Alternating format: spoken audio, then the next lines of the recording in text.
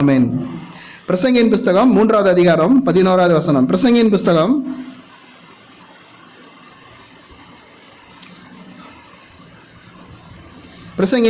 3வது அதிகாரம் 11வது வசனம்.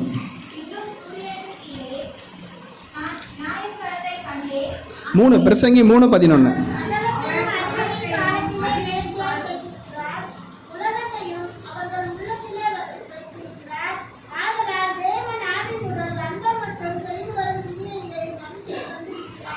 அவர் சகலத்தையும் அதின் காலத்திலே நேர்த்தியாய் செய்திருக்கிறார், உலகத்தையும் அவர்கள் உள்ளத்திலே வைத்திருக்கிறார். ஆதலால் தேவன் ஆதி முதல் அந்த மட்டும் செய்து வரும் கிரியை மனுஷன் கண்டுபிடியான். ஏன்னா மனிதர்களாகிய நமக்கு ஒரு பெரிய ஆர்வம் உண்டு. என்ன ஆர்வங்க? எல்லாவற்றையும் அறிந்து கொள்ள வேண்டும் என்று ஆர்வம். ஏன்னா இந்த இடத்துல பார்க்குறேங்க, அவர் சகலத்தையும் அதின் காலத்தில் நேர்த்தியாய் செய்திருக்கிறார். தேவன் எல்லாவற்றையும் நேர்த்தியாய் செய்து விட்டார், உலகத்தையும் அவர் உள்ளத்தில் வைத்திருக்கிறார். ஆதலால் தேவன் ஆதி முதல் அந்த மட்டும் செய்து வரும் கிரியை மனுஷன் கண்டுபிடியான். கியூரியாசிட்டி நமக்கு இருக்குங்க, உலகத்தில் என்ன நடக்க போகுது. இப்போ நமக்கு இன்னும் அதிகமாக கியூரியாசிட்டி ஆயிடுச்சுங்க. நம்ம கிறிஸ்தவர்களாக நமக்கு இஸ்ரேல் யுத்தம் வந்து விட்டது, எப்படி முடியும் என்று சொல்லி ஒரு குழப்பத்திற்குள்ளாக வந்து கொண்டிருக்கிறோம். ஆனால் நிறைய நேரத்தில் நம்ம என்ன நினச்சிக்கிறோம் தெரியுங்களா? எல்லாம் தெரியும் என்ற பெருமைக்குள்ளாக வந்து விட்டோம் நாம். ஏன்னா நம்ம எலக்ட்ரானிக் யுகத்தில் வந்துட்டோங்க, டிஜிட்டல் ஏராவில் வந்துட்டோம். எல்லாமே நமக்கு தெரியும், எல்லாமே நாங்கள் ஒரு கை அசைவில் இருக்குங்க. நம்ம ஏன்னா பாடல் புத்தகம் நமக்கு தேவையில்லை, மியூசிக்கல் இன்ஸ்ட்ருமெண்ட் தேவையில்லை, எல்லாமே நம்மகிட்ட இருக்குங்க.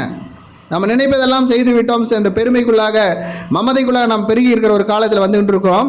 ஆனால் தேவன் சொல்கிற ஒரு காரியம், தேவன் ஆதி முதல் அந்த மட்டும் செய்து வரும் கிரியை மனுஷன் கண்டுபிடியா. நமக்கு தெரியாதுன்றாருங்க. முதலாவது நம்ம உள்ளத்தை நாம் தாழ்த்த வேண்டிய ஒரு காரியம், எனக்கு தெரியாது. ஏன்னா எல்லாம் தெரிந்து விட்டதை போல நாம் நினைத்துக் கொள்கிறோம். வாழ்க்கையில் குழப்பத்தோடு காணப்படுகிறோம். வாழ்க்கையின் சீரழிவு எதனால் ஏற்பட்டது நமக்கு தெரியலைங்க. என் வாழ்க்கையில் ஏன் இந்த பிரச்சனை வந்துடுச்சு தெரியல, உலகத்தில் ஏன் இப்படி நடக்குது தெரியல, என் பிள்ளையின் வாழ்க்கையில் ஏன் இப்படி நடக்குது தெரியல, என்னுடைய குடும்பத்தின் மத்தியில் ஏன் இப்படிப்பட்ட சோதனைகள் ஏற்படுகிறது நமக்கு ஒன்றுமே தெரியலைங்க. நிறைய நேரத்தில் ஜெபித்து கொண்டே இருக்கிறோம், பதில் கொடுக்கவில்லை. நாம் விரும்புகிறபடி தேவன் நமக்கு பதில் கொடுக்கவில்லை. நாம் விரும்புகிற பதிலை பெற்றுக்கொள்ள முடியாத தேவனை நயப்படுத்த முற்படுகிறோம். உபவாசித்தோ ஆராதித்தோ துதித்தோ ஏதாவது ஒன்றை செய்து தேவனை நம் சார்பாக மாற்ற எத்தனிக்கிறோம். அதில் அந்த நேரத்தில் தேவன் கொடுக்குற ஒரு வார்த்தை நம்ம தியானிக்க போகிறோங்க. ரோமருக்கு எழுதிய நிருபம் 8ஆம் அதிகாரம் 28வது வசனம். ரோமருக்கு எழுதிய நிருபம் 8ஆம் அதிகாரம் 28. நமக்கு நல்லா தெரிந்த ஒரு வசனங்க. அன்றியும் தீர்மானத்தின்படி அழைக்கப்பட்டவர்களாய் தேவனிடத்தில் அன்பு கூறுகிறவர்களுக்கு சகலமும் நன்மைக்கு ஏதுவாக நடக்கிறது என்று அறிந்திருக்கிறோம். நான் படிக்கிறேங்க. அன்றியும் அவருடைய தீர்மானத்தின்படி அழைக்கப்பட்டவர்களாய் தேவனிடத்தில் அன்பு கூறுவர்களுக்கு சகலமும் நன்மைக்கு ஏதுவாக நடைபெறுகிறது என்று அறிந்திருக்கிறோம். ஏன்னா இந்த வசனம் இந்த பின்பகுதி பாருங்க, சகலமும் நன்மைக்கு ஏதுவாக நடக்கிறது என்று அறிந்திருக்கிறோம். ஏன்னா சில வார்த்தைகளை நாம் பார்க்க வேண்டும். ஏன்னா கொடுக்கக்கூடிய செய்தியின் தலைப்பு எல்லாம் நன்மைக்கு. என்னால் சந்தோஷமா இருக்கும் இல்லைங்களா? எல்லாம் நன்மைக்கு அந்த காரியத்தை நாம் தியானிக்க போகிறோம். அதனுடைய பின்பகுதி சொல்லுதுங்க, சகலமும் நன்மைக்கு ஏதுவாக நடக்கிறது என்று அறிந்திருக்கிறோம். சகலமும் அப்படிங்கிற வார்த்தை ஆல், ஏதோ ஒரு காரியம் ரெண்டு காரியம் அல்ல, நம் வாழ்க்கையிலே நிகழக்கூடிய ஒவ்வொரு நிகழ்வுகளும். ஏன்னா சொல்லக்கூடிய வார்த்தைகளை நீங்கள் நல்லா கவனிச்சுக்கங்க. ஏன்னா உங்களுடைய வாழ்க்கையில் நடக்கக்கூடிய ஒவ்வொரு நிகழ்வுகளும், நடந்துவிட்ட ஒவ்வொரு நிகழ்வுகளும், இனி நடக்க போகிற ஒவ்வொரு நிகழ்வுகளும் நன்மையாகவும் இருக்கலாம் தீமையாகவும் இருக்கலாம். அதில் தாங்க பிரச்சனை. நாம் நினைப்பது நன்மையாக தோன்றலாம், நாம் நினைக்கிற தீமையாக தோன்றலாம். அந்த காரியத்தை பற்றி பேசலைங்க இந்த இடத்துல. எந்த விதமான காரியமாக இருந்தாலும் சகலமும் விட்டாருங்க. ஆனால் அந்த வார்த்தை அப்படி தான் சொல்லுது இல்லைங்களா? சகலமும் நன்மைக்கு ஏதுவாக நடைபெறும் ஒவ்வொரு நிகழ்வுகளும் நமக்கு நன்மையாகவும் தோன்றலாம் தீமையாகவும் தோன்றலாம். நமக்கு நன்மையாகவும் இருக்கலாம் தீமையாகவும் இருக்கலாம். ஆனால் நிகழ்வுகளால் ஏற்படும் மாற்றம் அல்ல. ஏங்க நான் சொல்லக்கூடிய காரியம் நிகழ்வுகளால் ஏற்படக்கூடிய மாற்றத்தை இது குறித்து தேவன் பேசவில்லை இந்த இடத்துல. ஏன்னா நாம் நிகழ்கிற நிகழ்வுகள் உலகத்தை சார்ந்தது. நாம் சிந்தித்து கொண்டிருக்கிற காரியம் உலகத்துக்கு அடுத்த காரியங்களை சிந்தித்து கொண்டிருக்கிறோம். தேவன் அதை காட்டிலும் மேலான காரியத்தை பேசுகிறார். என்ற உலகத்தில் நன்மையானது என்று சொல்வது ஒன்றுமே இல்லைங்க.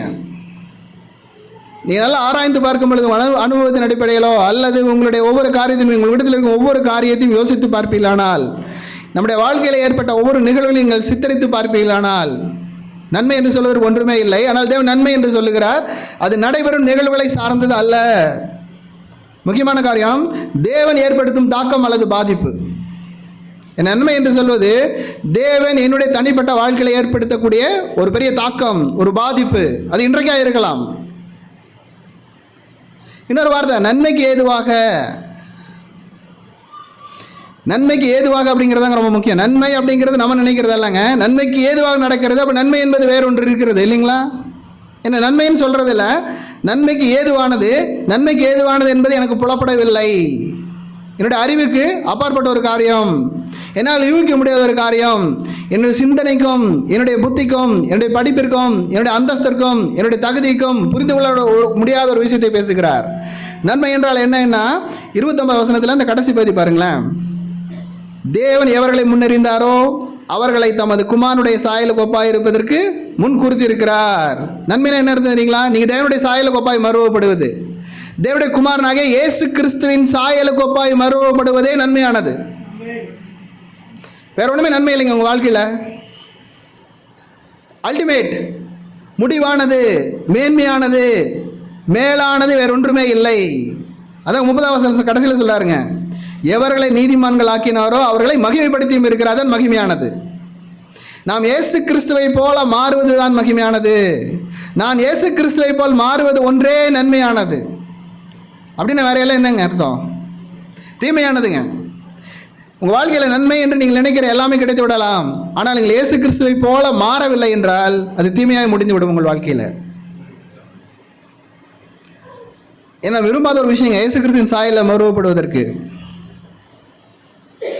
ஏன்னா அந்த 8:28 அந்த கடைசி வார்த்தை ரொம்ப முக்கியம். அறிந்திருக்கிறோம், நமக்கு தெரியணுங்க. அது ஒவ்வொரு கிறிஸ்தவனுக்கும், ஒவ்வொரு விசுவாசிக்கும், இயேசு கிறிஸ்துவை பின்பற்றுகிறேன் என்று சொல்லுகிற ஒவ்வொருவனுக்கும் என் வாழ்க்கையில் நடைபெறும் ஒவ்வொரு நிகழ்வும் நன்மைக்கு ஏதுவாகவே நடைபெறுகிறது என்பதை அறிந்திருக்க வேண்டும். அறிந்திருக்கிறோம்.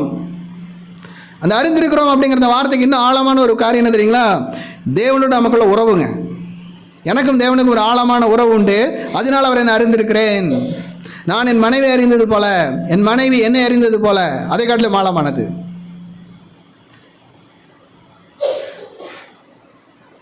இன்னும் சொல்ல போனாங்க, அந்த ஒவ்வொரு நிகழ்வுகளிலும், ஒவ்வொரு அசைவிலும், நம்ம வாழ்க்கையில் இருக்கிற ஒவ்வொரு சம்பவத்திலும் தேவன் நம்மோடு கூட இருந்து, நம்மோடு இடைப்பட்டு, நம்மோடு கூட பிரயாசப்படுகிறார்.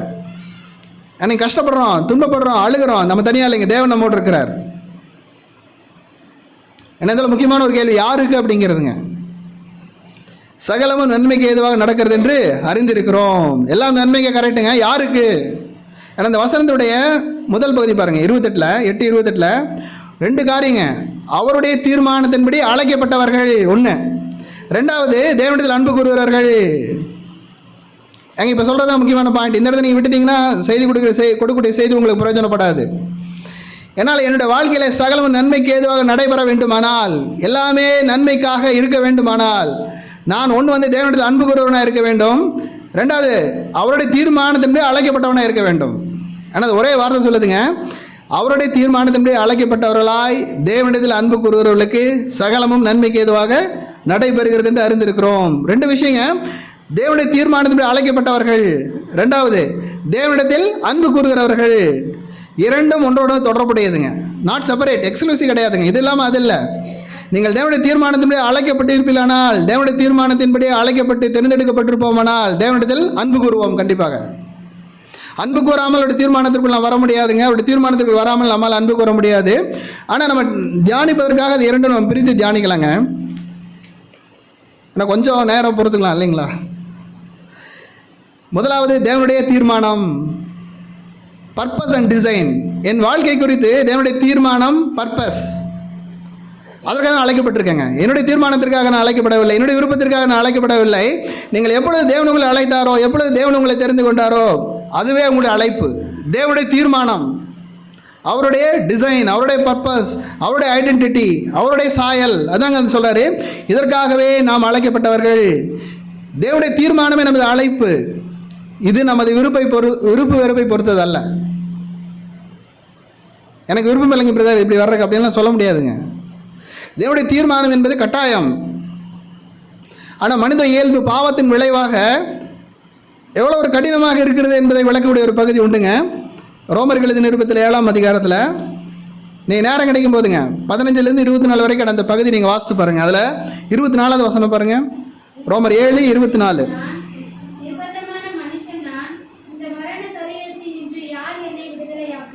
எல்லாரும் சேர்ந்து படிக்கலாங்களா? நிர்பந்தமான மனுஷன் நான், இந்த மரண சரீரத்தில் நின்று யார் என்னை விடுதலையாக்குவார்? நான் யாருங்க இப்போ? நிர்பந்தமான மனுஷன் நான். மரண சரீரம் என்று சொல்லுகிறார்.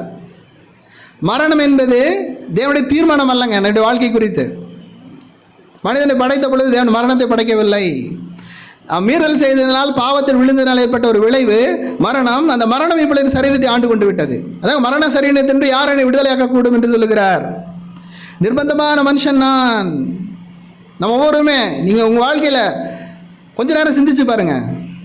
நம்ம நிர்பந்தமான நிலைமை புரிய ஆரம்பிக்கும். நமக்கு நிர்பந்தமான மனுஷன் நான், வேற யாரும் இல்லைங்க. அவங்க பாவம், இவங்க பாவம் அப்படியே இல்லைங்க. நான் பாவம், நான் நிர்பந்தமான மனுஷன். என்னுடைய நிலைமை நிர்பந்தமானது. என்னுடைய நிலைமை குழப்பமானது. தெளிவற்றனாய் வாழ்ந்து கொண்டிருக்கிறேன். உள்ள ஒரு மாதிரி இருக்கேங்க, வெளியே வேற மாதிரி இருக்கேன். சில நேரத்தில் உள்ள பல மாதிரி இருக்குங்க, வெளியே ஒரு மாதிரி இருக்கும். சில நேரத்தில் வெளியே பல விதத்தில் நடந்து கொள்கிறோம், நடித்து கொள்கிறோம். உள்ளத்தில் வேற மாதிரி இருந்துட்டு இருக்காங்க. எனக்குள்ளாக ஒரு பெரிய போராட்டம், கான்ஃப்ளிக்ட்டுங்க. வெளியே சொல்ல மாட்டோம், ஆனால் உள்ளத்திற்குள்ளாக பெரிய போராட்டம். தேவன் ஒரு பெரிய கிருபை உள்ளவராக இருக்கிறதுனால் நம்முடைய இருதயத்தை மற்றவர்கள் வெளிப்படுத்துவதில்லைங்க. என்னோட மனைவிக்கோ அல்லது கணவனுக்கோ நம்முடைய இருதயம் தெரியாதுங்க. நம்முடைய பிள்ளைக்கு நம்முடைய இருதயம் தெரியாது. நம்ம என்ன நோக்கத்திற்காக அவர்களோடு வாழ்ந்து கொண்டிருக்கிறோம் என்று புரியாதுங்க. இது நிர்பந்தமான நிலைமை. ஏன்னா பாவம். ஏன்னா அந்த காரணத்தை சொல்றாருங்க 18வது வசனத்தில். அது எப்படி எனில் என்னிடத்தில், அதாவது அப்படின்றாரு. அந்த வார்த்தைலாம் அப்படியே அழகா இருக்கு பார்த்தீங்களா? என்னிடத்தில், அதாவது என் மாம்சத்தில் நன்மை வாசமாய் இருக்கிறதில்லை என்று நான் அறிந்திருக்கிறேன். முதல்ல நம்ம தெரிஞ்சிருக்க வேண்டியதுங்க, என்னுடைய மாம்சத்தில் நன்மை ஏதும் இல்லை. நன்மை வாசம் பண்ண முடியாது. நன்மை செய்ய வேண்டும் என்ற விருப்பம் என்னிடத்தில் இருக்கிறது, நன்மை செய்வதோ என்னிடத்தில் இல்லை. விருப்பத்திற்கும் செய்யக்கும் எப்போதும் முரண்பாடு இருந்துகிட்டே இருக்குங்க. ஏங்க நீங்கள் நல்ல வாழ்க்கையை நீங்கள் ஏன்னா வாழ்க்கை முடிஞ்சிருங்க சீக்கிரமா. மரணத்தை நோக்கி பயணித்து கொண்டிருக்கிறோம். எப்பொழுது மரணம் என்பது நமக்கு தெரியாது, மறைக்கப்பட்ட உண்மை அது. ஆனால் ஒரு நாள் உங்களுக்கு சந்தித்தே தீரும். அதுக்கு முன்னாடி நம்ம யோசித்து பார்க்கணுங்க. வாழ்க்கையில் பணம் சம்பாதிப்பது, பொருள் சம்பாதிப்பது, வாழ்க்கையை தரத்தை உயர்த்துவது அல்லங்க வாழ்க்கை. தேவனோடு நம்மை ஒப்புரவுப்படுத்திக் கொள்வது, தேவனுக்கும் எனக்கும் என்ன சம்பந்தம் என்பதை நாம் தீர்மானிப்பது, அது தேவ தீர்மானம். அதை நீங்கள் யோசிக்க வேண்டும். நன்மை செய்ய வேண்டும் என்கிற விருப்பம் என்னிடத்தில் இருக்கிறது, நன்மை செய்வதோ என்னிடத்தில் இல்லை. நல்லவனா வாழ முயற்சி பண்ணுறாங்க, முடியல. அது நிர்பந்தமான மனுஷன் என்று சொல்லுகிறார். ஏன்னா அதுக்கான காரணத்தையும் அவரே சொல்லுகிறார் 17வது வசனத்தில். ஆதலால் நான் அல்ல, எனக்குள் வாசமாக இருக்கிற பாவமே அப்படி செய்கிறது. இப்போ என்னை கண்ட்ரோல் பண்ணுறது நான் இல்லைங்க, பாவம். இங்கே வந்து உட்காரும் போதுங்க, நல்லா துதிக்கும் போது, நல்லா பாடும்போது, நல்லா ஜபிக்கும் போது நன்மை செஞ்சாலும் அப்படின்னு தோணுதுங்க, ஆனால் முடிய மாட்டேங்குது. வெளியே போனோன்னு வேறு மாதிரி ஆயிடுறாங்க நம்ம. இப்போ நான் ஒப்பு கொடுக்க போகிறேங்க ஜபிச்சோன்னே, ஆனால் அந்த ஜபத்தை நம்மால் நிறைவேற்ற முடியாது. அந்த அளவுக்கு நாம் பலவீனமானவர்கள். அதை திரும்பி சொல்கிறாங்க 20வது வசனத்திலையும். அந்தபடி நான் விரும்பாதை நான் செய்தால் நான் அல்ல, எனக்குள் வாசமாக இருக்கிற பாவமே அப்படி செய்கிறது. பாவமே என்று சொல்லுகிறார். பாவத்தின் கட்டுப்பாட்டுக்குள், பாவத்தின் பிடிமாலுக்குள் நான் சிறைப்படுத்தப்பட்டு விட்டேன். பாவத்தின் கைதியாக இருக்கிறேன் நான். இந்த நிலை மாற வேண்டும். இதிலிருந்து நான் விடுதலை பெற வேண்டும்.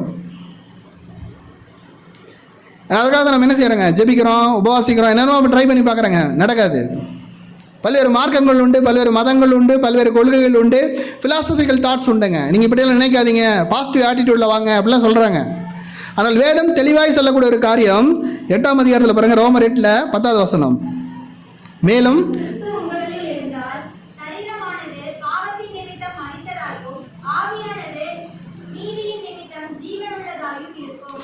மேலும் கிறிஸ்து உங்களில் இருந்தால் சரீரமானது பாவத்து நிமித்தம் மரித்ததாயும் ஆவியானது நீதி நிமித்தம் ஜீவனுள்ளதாயும் இருக்கும்.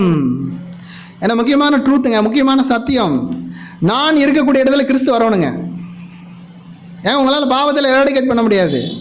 நீங்கள் தலையில நின்னாலும் முடியாதுங்க, முழங்காலில் நின்னாலும் முடியாது, அல்லது நீங்கள் என்ன விதமான தவம் இருந்தாலும் முடிக்க முடியாது. நீங்கள் இருக்கக்கூடிய இடத்துல கிறிஸ்து வந்து விட வேண்டும். நீங்கள் கிறிஸ்துவுக்கு விட்டு கொடுத்த விட நான் இல்லாமல் பார்க்க வேண்டும். ஏன்னா நம்முடைய வாழ்க்கையினுடைய குறிக்கோள் என்னங்க? நம்ம வாழ்க்கையினுடைய குறிக்கோள் எனக்குன்னு ஒரு ஐடென்டிட்டி வேணுங்க. எனக்கு என்னை அடையாளப்படுத்த முற்படுகிறேன் எல்லா விதத்திலும். அதற்காகவே நான் உயர்ந்த கல்வியை கற்கிறேன், உயர்ந்த வேலைக்கு போக வேண்டும் என்று யோசிக்கிறேன், அழகான பெண்ணை திருமணம் செய்ய வேண்டும் என்று விரும்புகிறேன், குடும்பத்தை நான் உயர்த்த விரும்புகிறேன். இதற்காக நான் எல்லாமே பிரயாசப்படுறேன். இதுக்கு ஒரே காரணம் என்ன? என்னுடைய ஐடென்டிட்டிங்க. நான், என்னுடைய மனைவி, என்னுடைய பிள்ளைகள், என்னுடைய குடும்பம், இப்படி எல்லாமே நான் என்னை சார்ந்து இருக்க வேண்டும் என்று விரும்புகிறேன். அது தேவன் சொல்லி அப்படி இருப்பீர்களானால் உங்களை பாவம் ஆண்டு கொள்ளும். ஒருவேளை எங்கள் வாழ்க்கை தரம் உயர்ந்து விடலாம், உங்கள் குடும்ப சூழ்நிலை மாறிவிடலாம், நீங்கள் வசதியானவர்களாய் மாறிவிடலாம், பணம் படைத்தவர்களாய் மாறிவிடலாம், உலகம் உங்களை பாராட்டலாம். ஆனால் பாவம் உங்களுக்குள்ளாக வாசம் பண்ணிக்கொண்டே இருக்கும். நீங்கள் நிம்மதியற்றவர்களாக இருப்பீர்கள். உங்கள் வாழ்க்கை நிரந்தரமற்றதாய் மாறிவிடும், புலமல் மிகுந்ததாய் மாறிவிடும், சஞ்சலம் மிகுந்ததாய் மாறிவிடும், திருப்தியற்றதாய் மாறிவிடும். அதனால் கிறிஸ்து உங்களில் இருந்தால் பாவம் கூட இருக்காதுங்க. அவ்வளோதான். கிறிஸ்து என்னைக்கு உள்ள வராரோ அன்றைக்கி என்ன இருக்கு நமக்கு இருந்து? பாவம் வெளியேறி விடுங்க ஆட்டோமேட்டிக்காக. சொல்கிறாருங்க, கிறிஸ்து உங்களில் இருந்தால் சரீரமானது பாவத்து நிமித்தம் மரித்ததாயும் உயிரோடைய செத்துருவாங்க நம்ம. அதாங்க அற்புதம்.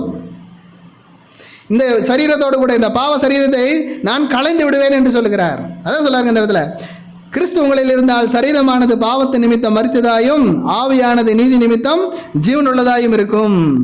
நம்முடைய சுய பலத்தினால் பாவத்தை மேற்கொள்ளவே முடியாதுங்க. நம்ம சுய முயற்சினாலோ, சுய சித்தத்தினாலோ, சுய பலத்தினாலோ பண்ணவே முடியாதுங்க. ஏன்னா இன்னைக்கு ஒளிஞ்ச மாதிரி தெரியும், நாளைக்கு எராடிகேட் ஆயிரும், மேலே வந்துடுங்க. அது எனது அறிவு, அனுபவம், ஆற்றல் அனைத்தும் இந்த இடத்தில் தோற்றுவிடும். எனது விளக்குடைய இன்னொரு அருமையான பகுதி உண்டுங்க, நம்ம நல்லா தெரிஞ்ச ஒரு வசனம். கலாத்தியர் எழுதின நிருபம் 2ஆம் அதிகாரம் 20வது வசனம். கலாத்தியர் 2:20. கிறிஸ்துவுடனே கூட சிலுவையில் அறியப்பட்டேன், ஆயினும் பிழைத்திருக்கிறேன், இனி நான் அல்ல, கிறிஸ்துவே எனக்குள் பிழைத்திருக்கிறார். இப்போ நான் இல்லைங்க பிழைத்திருப்பது, நான் உயிரோடு இருப்பது, கிறிஸ்துவே எனக்குள் பிழைத்திருக்கிறார். எனக்கு புரியுதுங்களா எவ்வளோ ஆழத்துக்குள்ள எனக்குள்ளாக இப்பொழுது நான் அல்ல, கிறிஸ்துவை எனக்குள் பிழைத்திருக்கிறார். நான் இப்பொழுது மாம்சத்தில் பிழைத்திருக்கிறதோ, இந்த பூமியில் இருக்கிறது பாருங்க, நான் எப்படி இருந்துட்டு இருக்கேன் அப்படிங்கிற சொல்றாருங்க. என்னில் அன்பு கூர்ந்து எனக்காக தம்மைத்தாமே ஒப்பு கொடுத்த தேவனுடைய குமாரனை பற்றும் விசுவாசத்தினாலே பிழைத்திருக்கிறது தான் விசுவாசங்கிறது. எனது விசுவாசத்தை ஏதோ உலகத்தில் ஏதோ காரியத்தை பெற்றுக்கொள்வதற்கு நீங்கள் விசுவாசிக்க வேண்டியதே இல்லைங்க. நீங்கள் பிரயாசப்பட்டீங்கன்னா உங்களுக்கு கிடைச்சிருங்க. உலகத்தில் தேவன் கொடுத்துட்டு வல்லமை உள்ளவர். நீங்கள் விசுவாசித்தாலும் விசுவாசிக்காவிட்டாலும் தேவன் இதை செய்ய வல்லமை உள்ளவர். ஆனால் கிறிஸ்து எனக்குள் வாசமாக இருக்கிறார் என்பதை நான் விசுவாசத்தில் தாங்க பெற முடியும். ஏங்க இதை நீங்கள் நல்லா புரிந்து கொள்ள வேண்டும் உங்கள் வாழ்க்கையில். இல்லை என்றால் உங்களை கிறிஸ்துவ தீவிரம் செய்ய முடியாதுங்க. நம்மளால ஏமாற்றிக்கூடாது. ஏதோ பாடுகிறோம் ஆராதிக்கிறோம் என்று சொல்லி நாமே தேற்றிக்கொள்ளக்கூடாது. கிறிஸ்து உங்களுக்குள் இருந்தால் உங்களுக்குள்ளாக பாவம் உங்களை மேற்கொள்ளவே முடியாதுங்க. ஏன்னா அவர் தான் கிருபாசனபதியே அப்படின்னு நம்ம பாடுறோம் இல்லைங்களா? இயேசு கிறிஸ்துவை அவர் வந்து விட்டால் கிருபை எனக்குள்ளாக வந்துவிடும். அவர் சொல்கிற அந்த காரியம், இப்பொழுது மாம்சத்தில் பிழைத்திருக்கிறதோ என்னில் அன்பு கூர்ந்து எனக்காக தம்மை தாமே ஒப்பு கொடுத்த தேவனுடைய குமாரனை பற்றும் விசுவாசத்தினாலே பிழைத்திருக்கிறேன். விசுவாச வாழ்க்கை அதுக்கு பேர் தாங்க. எனக்கு விசுவாச வாழ்வு அப்படின்னு சொல்லி கூட ஒரு புத்தகம் உண்டுங்க. பிரதர் ஆர் ஸ்டான்லி எழுதின புத்தகங்களை வைத்திருக்கிறோம். நீங்கள் தேவைப்பட்டால் வாங்கிக் கொள்ளலாம். ஏற்கனவே வாங்கியிருக்கீங்க, இன்னும் தேவைப்பட்டால் வாங்கிக்கலாங்க. ஏன்னா ஒரு முக்கியமான விஷயம், கிறிஸ்து எனக்குள் இருக்க வேண்டுமானாலும் கிறிஸ்துவை பின்பற்ற வேண்டும். கிறிஸ்துவை பின்பற்ற வேண்டும் என்பது ஆப்ஷன் கிடையாதுங்க. இது கட்டாயம், நிர்பந்தம், மாற்று இல்லை. இயேசு கிறிஸ்துவுக்கு பதிலாக வேறு ஏதாவது பண்ணிடலாம் அப்படின்னு சொல்லக்கூடிய ஒரு காரியம் வேதத்தில் எங்குமே கிடையாதுங்க. பின்பற்றுவீர்களானால், ஏன்னா அவர் தான் ஜீவன். இயேசு கிறிஸ்து நானே வழியும் சத்தியமும் ஜீவனமாக இருக்கிறேன், என்னால் இல்லாமல் பிதாவிடத்தில் ஒருவனும் வரான் என்று சொல்லிவிட்டார். அவர் இல்லை என்றால் உங்களுக்கு ஜீவன் இல்லை, நீங்கள் பாவத்திலே அழிந்து விடுவீர்கள். ஏன்னா அது விளக்கூடிய ஒரு பகுதி பார்த்தீங்கன்னா, லூக்கா எழுதின சுவிசேஷம் 9ஆம் அதிகாரம் 23வது வசனம். லூக்கா எழுதின நற்செய்தி நூல் 9ஆம் அதிகாரம் 23வது வசனம்.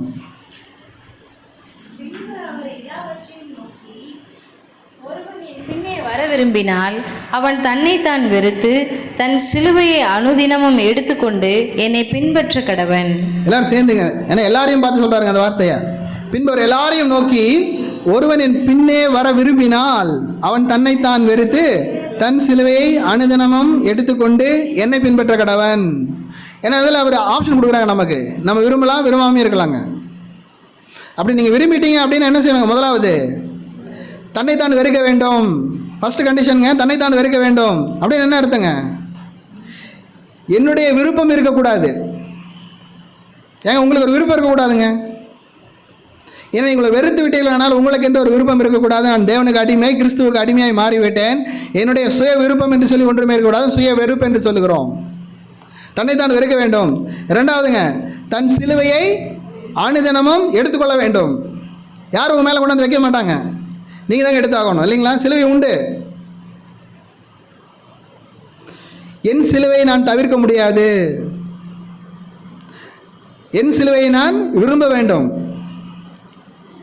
ஏங்க பாடுகள் பட்டுதான் ஆகணுங்க, வழி இல்லைங்க. சிலுவையை ஒரு நாள் 2 நாள் இல்லைங்க, அனுதினமும். இந்த மாம்ச சரீரத்தில் இருக்க வரைக்கும் எனக்கு உபத்திரவம் உண்டு, ஏதோ ஒரு வகையில் இருக்கும். அது எனக்காக கொடுக்கப்பட்ட சிலுவை. என் சிலுவை நான் சுமக்க வேண்டாம். இயேசு கிறிஸ்து சிலுவை நீங்கள் சுமக்க வேண்டாங்க. டாலரில் போட்டு போகிறது அதை பற்றியெல்லாம் பேசல இந்த இடத்துல. அவர் சொல்லக்கூடிய காரியம், உங்களுக்கு ஒரு சிலுவை கொடுக்கப்பட்டிருக்கிறது, அந்த சிலுவை நீங்கள் சுமந்தே ஆக வேண்டும். அவரை பின்பற்றினால். மூன்றாவது, இயேசுவை பின்பற்ற வேண்டும். இன்னொன்று சொல்ல போனால் இயேசுவையே பின்பற்ற வேண்டும் அப்படின்னு என்ன அர்த்தங்க? வேறு நோக்கம் இருக்கக்கூடாது, வேறு சிந்தை இருக்கக்கூடாது, வேறு எதையும் யாரையும் பின்பற்றக்கூடாதுங்க. நீங்கள் ஏன்னா தியானிச்சுட்டு பகுதி நம்மளுக்கு தெரியுது இல்லைங்களா? தேவனுடைய தீர்மானம் இது. நீங்கள் இயேசுவை பின்பற்ற வேண்டும் என்பதே தேவனுடைய தீர்மானம். அவரை பின்பற்ற வேண்டுமெல்லாம் முதலாவது நீங்கள் தன்னைத்தான் வெறுத்து தன் சிலுவை அனுதினம் எடுத்துக்கொண்டு என்னை பின்பற்ற கடவன் அப்படின்ட்டாருங்க. இதில் ஆப்ஷன் கிடையாதுங்க, வேற கட்டாயம், நிர்பந்தம், கட்டளை. ஏன்னா அப்படிதானே இருக்கு இல்லைங்க, பின்பற்ற கடவன்.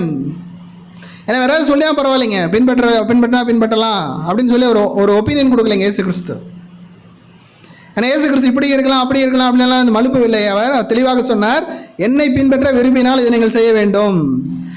ஆனால் இந்த கடைசி நாட்களில், இன்னும் சொல்ல போனால் கடைசி மணி நேரத்தில் நாம் திசை திருப்பப்பட்டுள்ளோம், வஞ்சிக்கப்பட்டுள்ளோம், உணர்வை இழந்து விட்டோம். சிலுவையை குறித்த காரியமோ, என்னை வெறுப்பதை குறித்தோ, இயேசுவை பின்பற்றுவதை குறித்து நான் சிந்திக்க முடியாதபடிக்கு நான் வஞ்சிக்கப்பட்டு விட்டேன், விளக்கப்பட்டு விட்டேன், இதற்கும் எனக்கும் தொடர்பில்லாதவன் நான் மாறிவிட்டேன். ஏன்னா 2 தீமோத்தேயுவின் புஸ்தகத்தில் 3ஆம் அதிகாரம் 1ஆம் வசனம் பாருங்க. 2 தீமோத்தேயுவின் புஸ்தகம் 3ஆவது அதிகாரம். மேலும் கடைசி நாட்களில் கொடிய காலங்கள் வரும் என்று அறிவாயாக அப்படின்ட்டாருங்க. அப்படின்னு சொல்லிட்டு 20 சிம்டம் பேசுகிறாருங்க அந்த இடத்துல. ஏன்னா 2லிருந்து 5 வரைக்கும் சொல்லிட்டு 5ஆம் வருஷத்துடைய பின்பதி சொல்லுதுங்க, இப்படிப்பட்டவளை நீ விட்டு விலகு.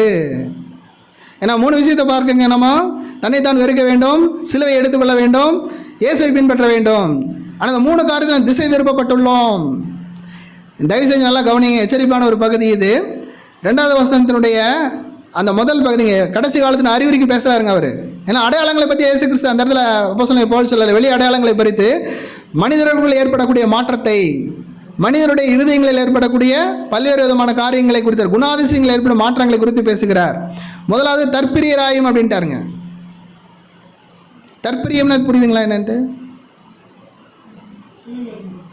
Lovers of themselves. நம்ம ஸ்டேட்டஸ்க்காக வாழ ஆரம்பிச்சிட்டோங்க. இப்போ நம்ம ட்ரெஸ் என்ன பண்ணுறாங்க, ஸ்டேட்டஸுக்காக போட ஆரம்பிச்சிட்டோம். வாகனங்களை ஸ்டேட்டஸுக்காக வாழ ஆரம்பிச்சிட்டோம். தற்பிரியம். நாம் தன்னைத்தான் வெறுக்க முடியாதபடிக்கு என்ன ஆயிடுச்சுங்க நம்ம தற்பிரியர் அப்படின்னு என்ன சொல்ல போனா தங்களை வெறுக்காதவர்கள். 2வது பார்த்தீங்கன்னா 4வது வசனத்தினுடைய அந்த முதல் பகுதி, 4வது வசனத்துடைய கடைசி பகுதி பாருங்க. தேவ பிரியராயிராமல் சுகபோக பிரியராயும். ஏன்னா இங்கே சொல்றாருங்க, சிலுவை இல்லாத ஒரு இயேசுவை நாம் பிரசங்க ஆரம்பித்து விட்டோம். சிலுவை பற்றி பேசக்கூடாதுங்க. இப்போ என்ன ஆச்சுங்க? இப்போ சுகபோக பிரியர், சிலுவையை தவிர்ப்பவர்கள், சிலுவையை விரும்பாதவர்கள், அல்லது சிலுவை எனக்கு வேண்டும் என்று அதை ஏற்க மறுப்பவர்கள், இவங்க தான் சுகபோக பிரியர்.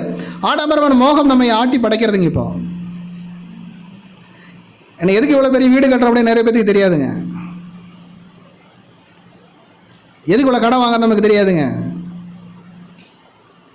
எதுக்கு நம்ம பிள்ளைக்கு படிப்பே வர மாட்டேங்குதுங்க. நீட் எழுதி MBBS போகலாம் அப்படின்னு ட்ரை பண்ணுறோம் பார்த்தீங்களா? நிறைய இடத்துல சிக்கப்பட்ட லைஃப் ஸ்டைலுங்க. நம்ம லைஃப் ஸ்டைல், நம்முடைய வாழ்க்கை முறையை நாம் மாற்றிக்கொண்டே இருக்கிறோம். ஆடம்பர பிரியர்களாய் மாறி விட்டோம். தான் சுகபோக பிரியர் அப்படின்னு சொல்லுதுங்க. கடைசியான ஒரு காரியம் பார்த்தீங்கன்னா 5வது வசனத்தில், தேவ பக்தியின் வேஷத்தை தரித்து அதன் பலனை மறுதீர்களாயும் இருப்பார்கள். தேவபக்தியின் வேஷம்னா என்னங்க? என்ன தெரியுமா? இயேசுவை பின்பற்றாதுங்க. ஏன்னா இயேசு கிறிஸ்து தாங்க, அவர் தாங்க சத்தியம். அவர் விட்டோம்னு நினைச்சு பக்தி என்பதே இல்லை, வேஷமாய் மாறிவிடும். அதான் சொல்றாங்க, தேவபக்தியின் வேஷத்தை தரித்து. 3 விஷயம் உங்களை திசை திருப்பி இருக்கிறது. அந்த காரியம் முதலாவது தற்பிரியர். நம்ம பற்றியே கவலைப்பட்டிருக்கேங்க. நம்ம ஹெல்த்தை பற்றி கவலைப்படுறோம், நம்ம அழகை பற்றி கவலைப்படுறோம், நம்ம ஸ்டேட்டஸை பற்றி கவலைப்படுறோம், நம்ம குடும்பத்தை பற்றி கவலைப்படுறோம், நம்ம பிள்ளைங்களை பற்றியே கவலைப்படுறோம். என் தேவ சிந்தையை நாம் மறந்து விட்டோம், என்னை வெறுக்கவில்லை. ரெண்டாவது,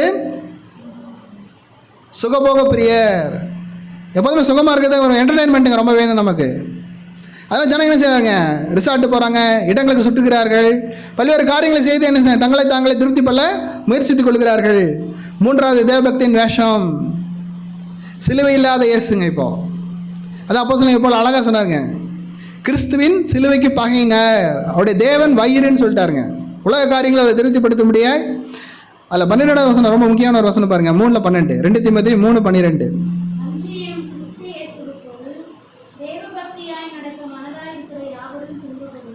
யாரோ ஒருத்தர் 2 பேர் சொல்லலைங்க. கிறிஸ்து இயேசுவுக்குள் தேவபக்தியாய் நடக்க மனதாக இருக்கிற யாவரும் துன்பப்படுவார்கள். நான் துன்பப்படுறேன், பவுல் அப்போஸ்தலன் சொல்லுகிறார், நான் மேலெல்லாம் துன்பப்படுறேன், அதில் நீங்களும் துன்பப்படுவீங்கன்னு சொல்லிட்டு, அன்றியும் கிறிஸ்து இயேசுவுக்குள் தேவபக்தியாய் நடக்க மனதாக இருக்கிறவர்கள் யாவரும் துன்பப்படுவார்கள். ஆசீர்வதிக்கப்படுவார்கள் என்று சொல்லவில்லை, துன்பப்படுவார்கள். அப்போஸ்தலன் பேதுரு இன்னும் கொஞ்சம் அதிகமாக எழுதுறாருங்க, துன்பப்பட வேண்டியது அவசியமானதால், நெசசிட்டிங்க அது. நோட் பண்ணிங்க, 1 பேதுரு 1:6 வசனம். ஏன்னா இது காரியத்தை நாம் செய்ய வேண்டுமானால், தேவனுடைய தீர்மானத்தின்படி நாம் வாழ வேண்டுமானால் இயேசுவே மாதிரி. தேவனுடைய தீர்மானத்தின்படி வாழ்ந்தவர் அவர், தேவனுடைய தீர்மானத்தை நிறைவேற்றினவர். மனிதர்களை பார்த்து கேட்டார், என்னிடத்தில் பாவம் என்று யார் என்னை குற்றப்படுத்தக்கூடும் என்று சொன்னார். பிசாசை பார்த்து கேட்டார், இந்த உலகத்தின் அதிபதி வருகிறான், அவனுக்கு என்னிடத்தில் ஒன்றுமில்லை. சொல்ல முடியல நம்மளால? உலகத்தின் அதிபதி யாருங்க? பிசாசு வருகிறான், அவனுக்கு என்னிடத்தில் ஒன்றுமே இல்லை. நம்மளுக்கு தெரிந்த ஒரு நல்ல பகுதிங்க, மத்திய எழுதின விசேஷம் 4ஆம் அதிகாரம் 4-10. சோதனை, அந்த வனாந்தரத்தில் இயேசு சோதிக்கப்படுகிறார். பிசாசு நேரடியான சோதனை. பிசாசு எப்போ தெரியுங்களா? அவன் பலவீனமான நேரத்தில் தாங்க வருவான். உங்கள் வாழ்க்கையில் பிரச்சனை, பலவீனமாக இருக்கும்போது, சோர்வு இருக்கும்போது, பல்வேறு வியாதிக்குள்ளாக செய்யும்போது, கடன் பிரச்சனைக்குள்ளே இருக்கும்போது அப்போ தான் வரான். அந்த நேரத்தில் இயேசு கிறிஸ்து என்ன செஞ்சாருங்க? தனது தேவைக்காக வேதத்தை புரட்டவில்லை. மனுஷன் அப்பத்தினாலே மாத்திரமல்ல, தேவனுடைய வாயிலிருந்து புறப்படக்கூடிய ஒவ்வொரு வார்த்தையினாலும் பிழைப்பான். வல்லமை இருந்தது அவருக்கு, பெற்றுக்கொள்ள முடியும். லெஜிட்டிமேட் ரைட்டுங்க, அது சாப்பாடு தானே, அப்போ தானே பண்ணிட்டு போயிடலாமே. ஏன்னா 5 அப்பத்தி 2 மேனை கொண்டு 5000 பேரை போஷித்தவருக்கு இந்த கல்லை மாற்ற முடியாமல் போக போகிறது இல்லைங்க, பண்ணியிருக்கலாம். ஆனால் தனது தேவைக்காக வேதத்தை புரட்டவில்லை இயேசு கிறிஸ்து. வேத வசனத்தை நீங்கள் எப்படி படிக்கிறீங்க ரொம்ப முக்கியங்க. நீங்கள் இயேசுவின் மாதிரியை பின்பற்றுவீங்களானால் நித்தியத்துக்கு அடுத்த காரியங்களை தவிர வேறொரு காரியத்திற்காக வேதத்தை நீங்கள் பயன்படுத்த முடியாதுங்க. உங்கள் சிந்தை பரலோக சிந்தையாய் மாறுமானால், நீங்கள் தேவனை பின்பற்றுவீங்க, தேவனை தீர்மானத்தின்படி நீங்கள் அழைக்கப்பட்டு இருப்பீர்களானால் உங்களை உலக காரியம் எதுவுமே உங்களுக்கு தேவைப்படாதுங்க. ரெண்டாவதுங்க, தன்னுடைய சுய மகிமைக்காக தேவனை பரீட்சிக்கவில்லை இயேசு கிறிஸ்து. தேவனுடைய குமாரனாயானால் குதிச்சிரு அப்படின்றாருங்க. அப்போதான் சொல்லாருங்க, உன் தேவனாய கர்த்தரை பரீட்சை பாராதிருப்பாய் என்றும் எழுதியிருக்கிறதே. நான் கிறிஸ்தவன், நான் ஊழியம் பண்ணுறேன் அப்படின்னு வாழ்க்கையில் நடக்கணும் அப்படின்னு நினைக்கிறோம் பார்த்தீங்களா? வெளியே சொல்ல மாட்டாங்க. நம்ம அந்தளவுக்கு நம்ம பக்திமான்கள். வெளியே நம்ம பயங்கர பக்தி மாதிரி காமிச்சுக்கோங்க, ரொம்ப எளிமை மாதிரி காமிச்சுக்குவோம், வெறுத்த மாதிரி காமிப்போம். ஆனால் உள்ளத்துக்குள்ள ஒரு ஏக்கத்தோடு கூட யாருக்கும் தெரியாமல் அழுது கொண்டிருக்கிறோம். எனக்கு மட்டும் ஏன் இப்படி, நான் ஆண்டவர் இப்படி பின்பற்றிட்டு இருக்கிறேனே, கிறிஸ்துவுக்காக இவ்வளோ செஞ்சுட்டேனே அப்படின்னு நம்ம நினச்சிட்டு இருக்கோம் பார்த்தீங்களா? தேவனை பரிசை பார்த்து கொண்டிருக்கிறோம். மூன்றாவது, அவர் ஒருவருக்கே ஆராதனை என்று சொன்னார் இயேசு கிறிஸ்து. உலக மேன்மை அவரை கவர்ச்சிக்கவில்லை, உலகத்தை அவர் இச்சிக்கவில்லைங்க இயேசு கிறிஸ்து. ஏன்னா அவர் ஒருவருக்கே ஆராதனை. நீங்கள் அவர் ஒருவருக்கு ஆராதனை செய்வீர்கள், இடைவிடாமல் ஆராதிக்க ஆரம்பித்து விடுவீர்கள். தானியேலை போல சிங்க கெபியிலும் உங்களால் ஆராதிக்க முடியும். ஏதோ இந்த இடத்துல அல்ல, எந்த இடத்தில் போனாலும் அக்கினி சூளையின் நடுவிலும் நீங்கள் ஆராதிக்க முடியும். துன்பத்தின் நடுவில் நடந்தாலும் உயிர்ப்பிப்பாருங்க அவர். பாடுவதல்ல, உங்கள் உள்ளம் துதிக்க ஆரம்பித்து விடும். பிதாவின் சித்தமே அவருடைய போஜனமாக இருந்தது. என் சித்தத்தின்படி அல்ல, உம்முடைய சித்தத்தின்படி செய்யவே நான் வந்திருக்கிறேன் என்று சொன்னார்.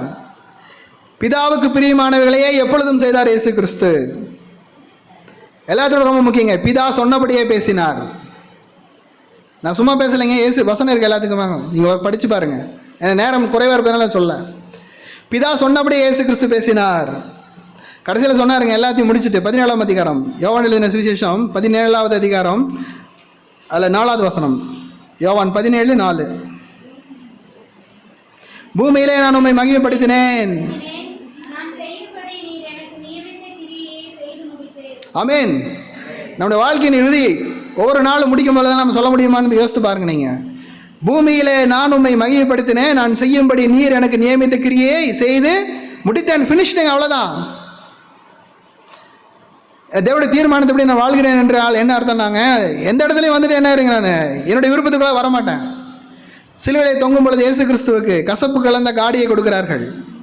காடி குடிச்சிட்டு என்ன இருங்க, அவர் செடேஷன் ஆயிடுவார், போதை ஆயிரும். அந்த வேதனை தெரியாது. அப்படி நான் வேதனையை தெரியாது அப்படி மாறிவிட்டேனால் தேவ சித்தத்துக்கு விரோதமாய் தேவ தீர்மானத்தை விட்டு விலகி போய்விடும் என்பதற்காக இயேசு கிறிஸ்து அந்த காடியை வாங்க மறுத்து விட்டார். நீங்கள் துன்பத்தில் பயணிப்பது தேவ சித்தம் இருக்குமானால் தேவ ஆறுதலை தவிர வேறு ஆறுதல் உங்களுக்கு நீங்கள் ஏற்கக்கூடாதுங்க.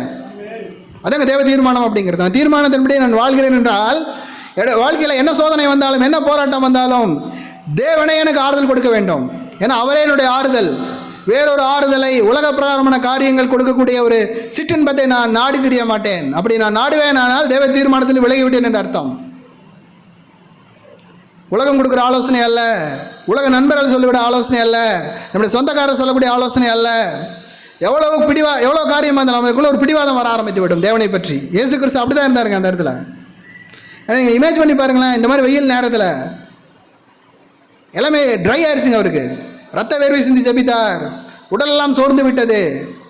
தண்ணி நம்மளை அறியாமல் நம்ம குடிச்சிருவாங்க. நீங்கள் கொஞ்சம் நல்லா யோசித்து பாருங்கள். இயேசு கிறிஸ்து ஏன்னா பிதாவின் சித்தத்தை செய்வது அவர் போஜனமாக இருந்தது. தண்ணீரை கூட உட்கொள்ளைங்க, அவர் அந்த காடியை கூட வாங்கி கொள்ளவில்லை. ஏன்னா அந்த நேரத்தில் அங்கே விலகி இருக்கோம். இவ்வளோ தூரம் வந்துட்டேங்க, கடைசி நேரம் மரண நேரத்திற்கு முன்பாக தேவன் கொடுக்கிற அந்த தீர்மானத்திற்கு உட்பட்டவராக தன்னை அர்ப்பணித்தார். தன்னுடைய ஜீவனையும் அப்படியே ஒப்புக் கொடுத்தார், வாழ்க்கையை முற்றிலுமாக. அதனால தான் எபிரேயர்கள் எழுதும்போது அழகாக சொல்றாருங்க, இவ்விதமான விபரீதங்களை சகித்த அவரையே நினைத்துக் கொள்ளுங்கள். அந்த அந்த ஸ்ட்ரெஸ் ரொம்ப முக்கியங்க. நீங்கள் வேற எதையும் நினைக்கூடாது. தேவ தீர்மானத்தைப்படி நீங்கள் வாழ வேண்டும் என்று முடிவெடுத்து விட்டீர்கள். ஆனால் விபரீதங்களை சகித்த அவரையே நினைத்துக் கொள்ளுங்கள். வாழ்க்கையில் விபரீதம் வரதான் செய்யுங்க. இயேசு கிறிஸ்துவை பின்பற்றினீங்கன்னா வராது அப்படின்னு பைபிள் சொல்லலை, இயேசு கிறிஸ்து சொல்லலைங்க.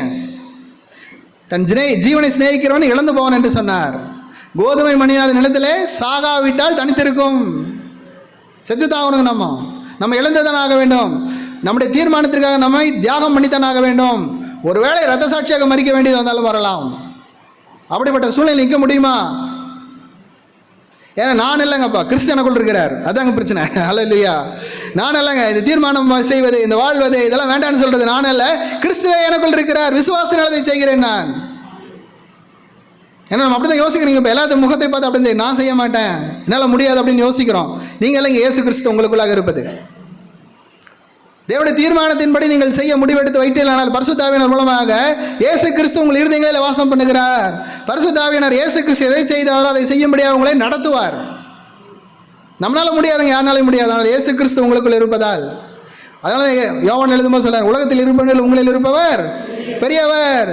நம்முடைய விசுவாசமே உலகத்தை ஜெயிக்கிற ஜெயம். இந்த விசுவாசம், இயேசு கிறிஸ்து எனக்குள் இருக்கிறார் அப்படின்னு சொல்லக்கூடிய விசுவாசம் உலகத்தை ஜெயிக்கிற ஜெயம். முக்கியமான ஒரு ஸ்டேட்மெண்ட்டுங்க இது.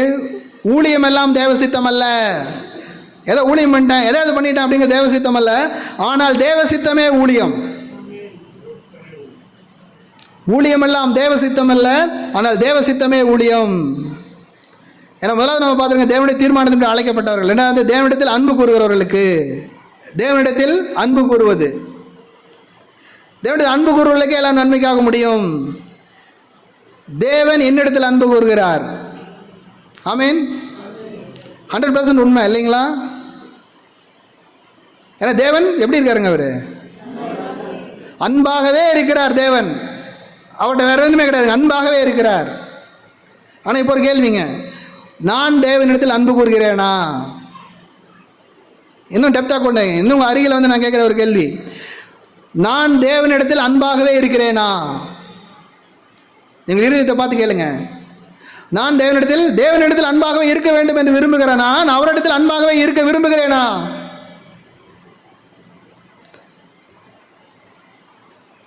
ஏன்னா அவர் அன்பாகவே இருக்கிறார் என்று அத்தாட்சியே தேவையில்லைங்க. அவ்வளோ தூரம் உங்களை நேசித்து இருக்கிறார், உங்களை மீட்டு இருக்கிறார், இயேசு கிறிஸ்து கொடுத்திருக்கிறார். ஆனால் நான் அவருக்கு எதையும் கொடுக்க விரும்பலைங்க. இன்னும் எனக்கு வேணுங்க, பத்தலை.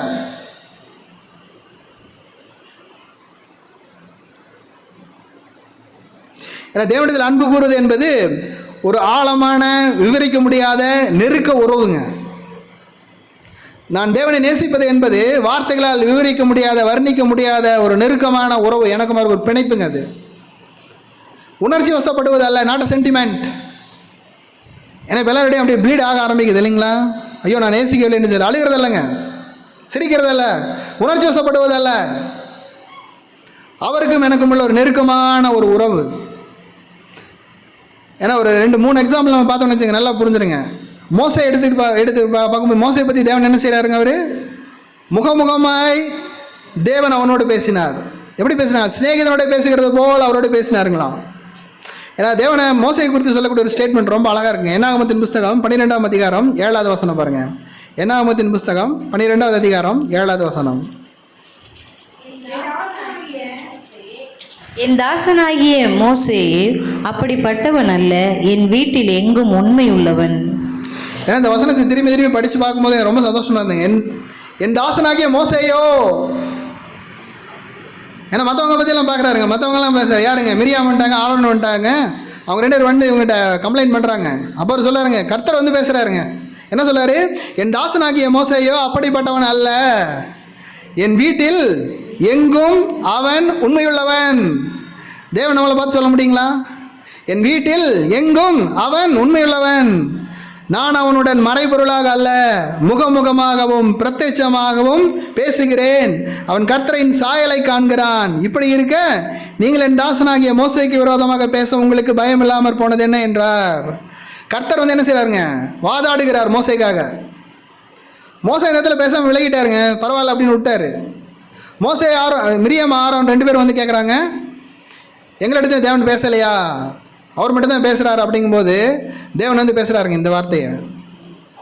ஏன்னா அதெல்லாம் பின்னால் சொல்லும்போது இங்கே யாத்திராமத்தில் நீங்கள் படித்து பார்த்தீங்கன்னா அவர் சொல்லும்போது சொல்கிறாருங்க, உன்னை பேர் சொல்லி அழைத்து அறிந்திருக்கிறேன் அப்படின்ட்டாருங்க. தேவன் என்னை அறிந்திருக்கிறார்.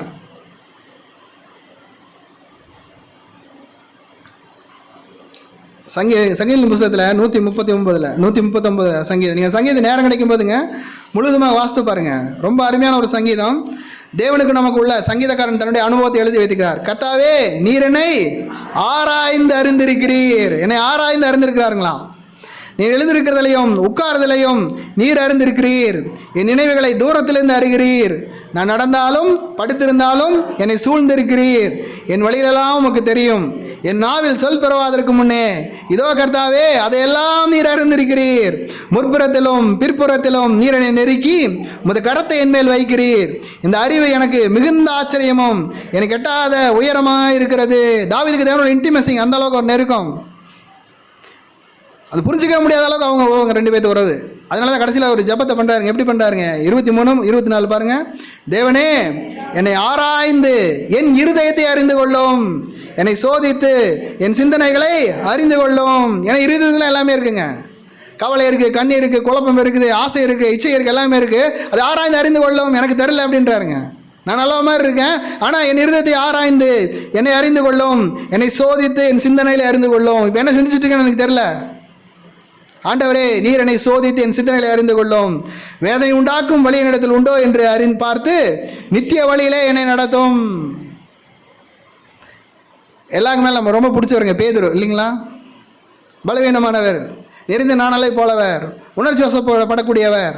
இயேசு கிறிஸ்து அவரை பார்த்து கேட்டே வராருங்க. 21ஆம் அதிகாரம் யோவான் எழுதின நற்செய்தி நூல் 21ஆம் அதிகாரத்தில் கேட்குறாருங்க, நீ என்ன நேசிக்கிறாயா அப்படின்னு கேட்டே வரும்போதுங்க கடைசியில் சொல்கிறாருங்க. ஒரு 17வது வசனம் பாருங்க. அதில் யோவான் 21:17. 3ஆம் தரம் அவர் அவனை நோக்கி, யோனாவின் குமாரனாகிய சீமோனே, நீ என்னை நேசிக்கிறாயா என்றார். என்னை நேசிக்கிறாயா என்று அவர் 3 தரம் தன்னை கேட்டபடியினாலே பேதுரு துக்கப்பட்டு, ஆண்டவரே நீர் எல்லாவற்றையும் அறிந்திருக்கிறீர், நான் உம்மை நேசிக்கிறேன் என்பதையும் நீர் அறிவீர் என்றான்.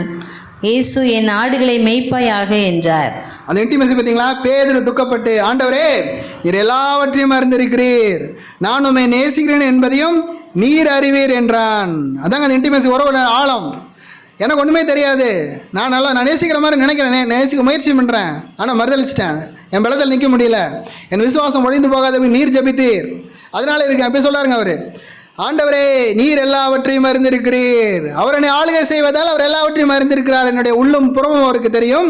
நீர் என்னை அறிந்திருக்கிறீர் அப்படின்னு சொல்லிட்டு விட்டா பரவாயில்லைங்க. நான் உம்மை நேசிக்கிறேன் என்பதையும் நீர் அறிவீர் என்றான். நான் உண்மையாக நேசிக்கிறேனா இல்லையா அப்படிங்கிறது அவருக்கு தெரியுங்க. இதெல்லாம் ஒட்டுமொத்தமாக சேர்த்திங்க. அப்போஸ்தலனாகிய பவுல் அழகாக எழுதி வச்சிருக்காரு பாருங்க. 1 கொரிந்தியர் புஸ்தகம் 8ஆம் அதிகாரம் 3வது வசனம். 1 கொரிந்தியர் 8:3.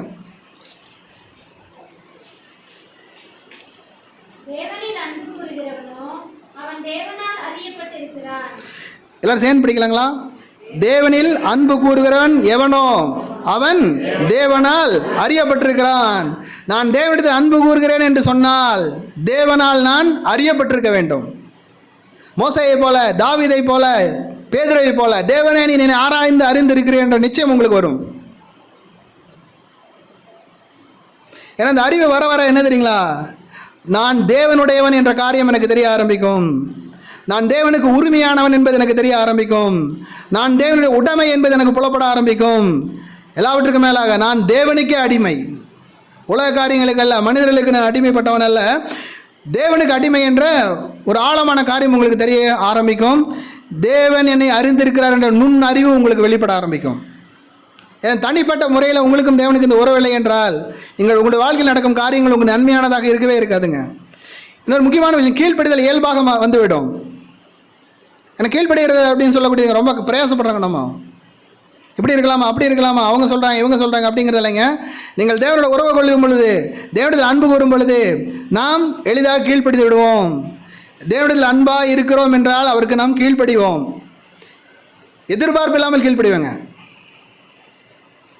ஏங்க நம்ம ஏதோ கன்சியூமரிசம் என்னங்க, நம்ம ஏதோ பெற்றுக்கொள்ள வேண்டிய மெட்டீரியலிசம், நான் இப்படி பண்ண நீ இப்படி கொடுக்கணும் அப்படின்னு சொல்லக்கூடிய அக்ரிமெண்ட்டோட தேவன்கிட்ட பழகிட்டு இருக்காங்க. ரொம்ப அசிங்கமாக இருக்குது. தயவுசெய்து உங்கள் சிந்தை மாற வேண்டும். ஏன்னா உங்கள் ஆராதனை மாற வேண்டுமானால் எதிர்பார்ப்பற்ற கீழ்ப்படுதல் உங்களுக்கு வந்தே ஆக வேண்டும். ஏன்னா அது இயல்பாக வந்துருங்க அப்படியே உங்களுக்கு அந்த உறவின் அடிப்படையில். ஏன்னா இயேசு கிறிஸ்து நம்ம என்ன சொன்னார் தெரியுங்களா, நான் உங்களை சிநேகிதர் என்றேன் அப்படின்ட்டாருங்க இயேசு கிறிஸ்து.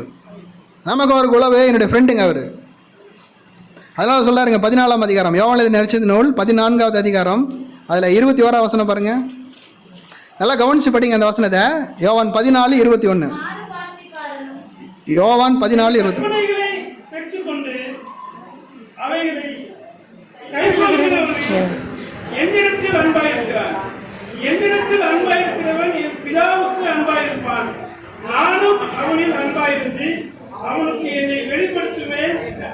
என் கற்பனைகளை பெற்றுக்கொண்டு அவைகளை கை கொள்ளுகிறவனே என்னிடத்தில் அன்பா இருக்கிறான். நீங்க அன்பா இருக்கிறீங்க அப்படின்னு அர்த்தம் என்னங்க, அவருடைய கற்பனைகளை கை கொள்ள வேண்டும். என்னிடத்தில் அன்பா இருக்கிறவன் என் பிதாவுக்கு அன்பா இருப்பான், நானும் அவனில் அன்பா இருந்து அவனுக்கு என்னை தேவன் வெளிப்படுத்த வேண்டுமானால் நம்ம என்ன செய்யணுங்க, அன்பா இருக்க வேண்டும். அன்பா இருக்க வேண்டுமானால் அவருடைய கற்பனை கை கொள்ள வேண்டும். 23 மறுபடியும் திருப்பி சொல்ல இருப்பாருங்க. இயேசு அவனுக்கு பிரதித்திரமாக, ஒருவனில் அன்பாக இருந்தால் அவனின் வசனத்தை கை கொள்ளுவான். தெளிவாக இருக்குங்க. அன்பாக இருந்துட்டீங்க அப்படின்னா அந்த வசனத்தை நீங்கள் படிச்சுட்டே இருப்பீங்க. ஏங்க நல்லா புரிஞ்சுங்க, இது வசனம் உங்களால் படிக்க முடியல அப்படின்னு அர்த்தம் என்னங்க, நீங்கள் தேவனிடத்தில் அன்பாக இல்லை என்ற அர்த்தம். நீங்கள் தேவனை நேசிக்கல என்றால் வேதத்தை உங்களால் வாசிக்காமல் இருக்க முடியாதுங்க. வாசிக்க வாசிக்க இந்த வேத வார்த்தை என்னுடைய வாழ்க்கையில் நிறைவேற ஆரம்பிக்கும். இந்த வார்த்தை மாம்சமாக ஆரம்பிக்க வேண்டும். இன்னும் சொல்ல போனால் என்னுடைய வாழ்க்கை இந்த வேத வசனத்துக்குள்ளாக வந்துருங்க அப்படியே. ஏங்க அது ரொம்ப சந்தோஷமான விஷயம். இந்த எழுதப்பட்ட இந்த வேத வார்த்தை, ஏன்னா வானம் ஒழிந்து போவோம், என் வார்த்தைகளை ஒழிந்து போவதில்லை என்று சொல்லக்கூடிய இந்த வசனத்திற்குள்ளாக உங்கள் வாழ்க்கை வந்துவிடும். என்னுடைய வாழ்க்கை இந்த வேதத்துக்குள்ளே எழுதப்பட்டு விடும். ஜீவ புஸ்தகம் என்ற பெயர் எழுதப்பட்டபடியால் இந்த வேத வார்த்தை எனக்கு சொந்தமானதை மாறிவிடும். அதான் இந்த சொல்லாருங்க, ஒரு அன்பாக இருந்தால் அவனின் வசனத்தை கை கொள்வான். முக்கியமான சங்கதி சொல்றாருங்க, அவனில் என் பிதா அன்பாக இருப்பார். நீங்கள் வசனத்தை கை கொள்ளக்கூட, இயேசு கிறிஸ்து என்ன சொன்னாரோ அதை நீங்கள் கை கொள்ள அதில் அன்பாக இருக்க என்ன இருங்களா, உங்களுக்கு பிதா அன்பாக இருப்பாருங்களாம். இன்னொரு முக்கியமான சொல்ல இருப்பாருங்க, நாங்கள் அவனிடத்தில் வந்து அவனுடைய வாசம் பண்ணுவோம். அப்படின்னு என்ன அர்த்தங்க, வாசம் பண்ணுவோம்னா குடியேறி வராங்க நம்ம உள்ளத்தில், புரியுதுங்களா? வீடுகளாக குடி போகிறோம் இல்லைங்களா, அந்த மாதிரி என்ன செய்யுங்களா, பிதா குமாரன் எல்லாமே நமக்குள்ள வந்துடும். அப்படின்னு என்ன அர்த்தம் தெரியுங்களா, பரலோகமே உங்களுக்கு வந்துருங்க. அதாவது நீங்கள் பரலோகத்துக்கு போகிறது இல்லைங்க, பரலோகம் உங்களுக்குள்ளாக வந்து விடும். ஏன்னா பிதாவும் குமாரன் இருக்கட்டும், அதாங்க பரலோகம். அந்த இடத்துல அப்படிதான் சொல்லுது இல்லைங்களா, நாங்கள் அவனிடத்தில் வந்து அவனுடைய வாசம் பண்ணுவோம். இயேசு அவனுக்கு பிரதித்திரமாக, ஒருவனில் அன்பாக இருந்தால் அவன் வசனத்தை கை கொள்ளுவான், அவனில் என் பிதா அன்பாக இருப்பார், நாங்கள் அவனிடத்தில் வந்து அவனுடைய வாசம் பண்ணுவோம். அதனால உங்கள் வாழ்க்கையில் நடக்கிற எல்லாமே நன்மைக்கு ஏதோ நடக்குங்க. ஏன்னா அடுத்த வசனம் ரொம்ப முக்கியமான வசனம் 24. என்னில் அன்பாயிராதவன் என் வசனங்களை கை கொள்ள மாட்டான். காதுள்ளவன் கேட்க கடவன். நல்லா காதில் வாங்கிங்க. ஏங்க, என்னில் அன்பாயிராதவன் வசனங்களை கை கொள்ள மாட்டான். நீங்கள் கேட்கிற வசனம் என்னுடையதாக இராமல் என் அனுப்பின பிதாவினுடையதாக இருக்கிறது. நீங்கள் அன்பாக இருக்கீங்க அப்படின்னா வசனத்துக்குள்ளே வந்துடுவீங்க. வசனம் இல்லைன்னா நீங்கள் அன்பாக இருக்கவே முடியாது. பாடலாம், ஆராதிக்கலாம், துதிக்கலாம், ஜபிக்கலாம், உபாசிக்கலாம், எல்லாம் பண்ணலாங்க வசனம் இல்லாமல். நீங்கள் வசனம் ரொம்ப புறக்கணிக்கப்பட்டு வர காலத்தில் வந்துருக்கிறோம். வேத வசனம் கிடையாத பஞ்ச நாட்களுக்குள்ளாக வந்து விட்டோம். கர்த்தருடைய வார்த்தைய நாட்களிலே அபூர்வமாக இருந்த என்னுடைய அனுபவம் அல்ல, உங்களுடைய அனுபவம் அல்ல, தேவனுடைய வார்த்தையை நிலைத்திருக்கும். என் வாழ்க்கையில் நடைபெற்ற அற்புதம் அல்ல, என் வாழ்க்கையில் நடைபெற்ற ஒரு சம்பவம் அல்ல, வேத வசனம் என்ன வசனத்தில் அன்பாக இருக்கிறேனா. அதெல்லாம் மறந்துங்க உங்கள் வாழ்க்கையில். ஏன்னா நாளைக்கு நடக்க போகிறது இல்லைங்க அது, இல்லைங்களா? ஏன்னா 1 யோவான் அதை வலியுறுத்துறாரு பாருங்க. 1 யோவான் 2ஆம் அதிகாரம் 5வது வசனம். ஏன்னா நீ நேரம் எடுக்கும்போது 1 யோவான் முழுசுமே நீங்கள் படித்து பாருங்க. அதில் 2ஆம் அதிகாரம் 5வது வசனம். அவருடைய வசனத்தை கை கொள்கிற இடத்தில்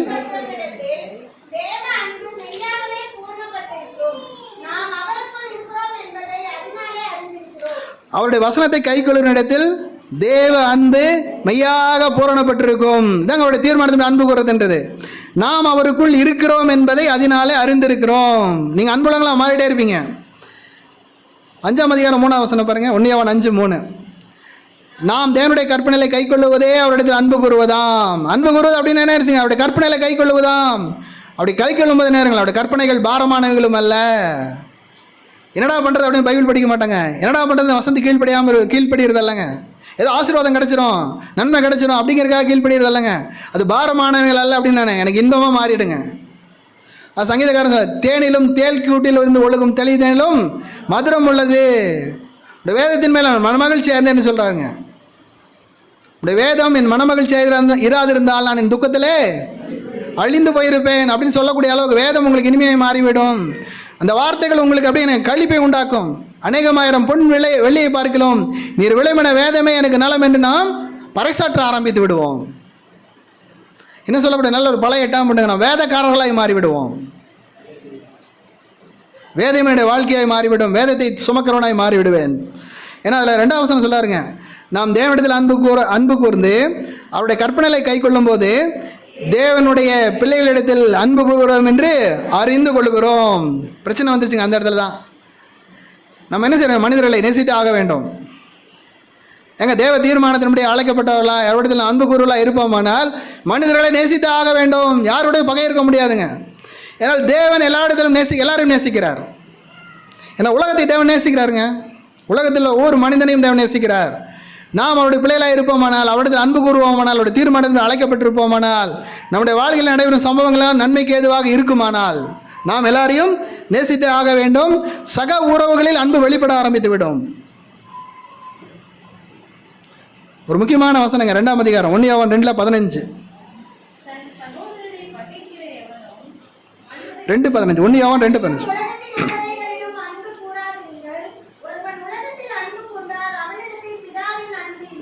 எல்லாரும் சேர்ந்துங்க 2 தடவை படிக்கலாங்க. அது ரொம்ப முக்கியமான வசனம். உலகத்தில் உள்ளவர்களும் அன்பு கூறாதிருங்கள். ஒருவன் உலகத்தில் அன்பு கூர்ந்தால் அவனிடத்தில் பிதாவின் அன்பு இல்லை. இன்னொரு தடவைங்க, உலகத்தில் உள்ளவர்களும் அன்பு கூறாதிருங்கள். ஒருவன் உலகத்தில் அன்பு கூர்ந்தால் அவனிடத்தில் பிதாவின் அன்பு இல்லை. நீங்கள் தேவனுடைய தீர்மானத்தின்படி அழைக்கப்பட்டவர்களாய் அவரிடத்தில் அன்பு கூறலானால் உலகத்தை சிநேகிக்க முடியாதுங்க. உங்களால் உலகத்தை நேசிக்க முடியாது. உலகம் உங்களை வெறுக்க ஆரம்பிக்கும், உலகம் உங்களை பகைக்க ஆரம்பிக்கும். நீங்கள் உலகத்துக்கு விரோதிகளாய் மாறிவிடுவீர்கள். உலகத்தை ஆதாயம் பண்ணிக்கொள்ள வேண்டுமானால் கிறிஸ்துவை பின்பற்ற முடியாதுங்க. உங்கள் வாழ்க்கையில் நடக்கும் காரியங்கள் எல்லாம் நன்மைக்கு ஏதுவாக இல்லாததற்கு காரணம் நீங்கள் உலக சிநேகம் உள்ளவர்களாக இருக்கிறீர்கள்.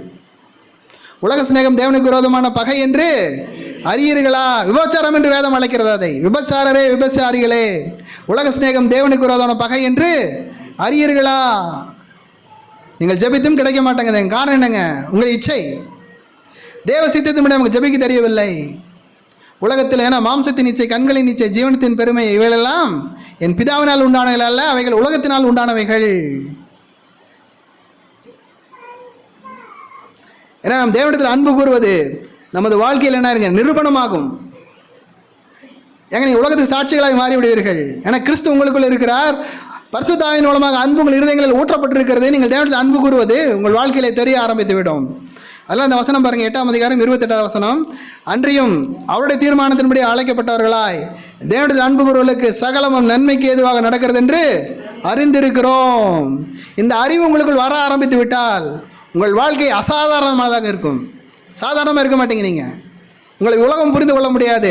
காற்றான தனதுக்கு இஷ்டமான இடத்துல வீசுகிறது, ஆவையால் பிறந்தவன் அப்படியே இருக்கான்னு சொல்கிறாங்க. அந்த மாதிரி வாழ்க்கை அபூர்வமானதாக இருக்கும், மகிமையானதாக இருக்கும், அற்புதமான வாழ்க்கையாக இருக்கும். ஒரு 6 விஷயங்க நம்ம ஒரு குறிப்பை மட்டும் சொல்கிறாங்க, அதை நம்ம பார்த்து நம்ம முடிச்சிடலாம். முதலாவது, உங்கள் வாழ்க்கை இந்த அறிவு உங்களுக்குள் வந்து விட்டால் தேவன் நம்முடைய பட்சம் என்ற தைரியம் உங்களுக்குள் வர ஆரம்பிக்கும். ஏங்க சொல்கிறதுனால தயவுசெய்து நல்லா கவனிங்க. உங்கள் வாழ்க்கையில் நடக்கும் காரியங்கள் அனைத்தும் நன்மையாக இருக்குமானால் உங்களுக்கு முதலாவது வருவது தேவன் நம்முடைய பட்சம் என்ற தைரியம் வந்துவிடும். 31 வசனம் பாருங்க, அதில் 8:31. இவைகளை குறித்து நாம் என்ன சொல்லுவோம்?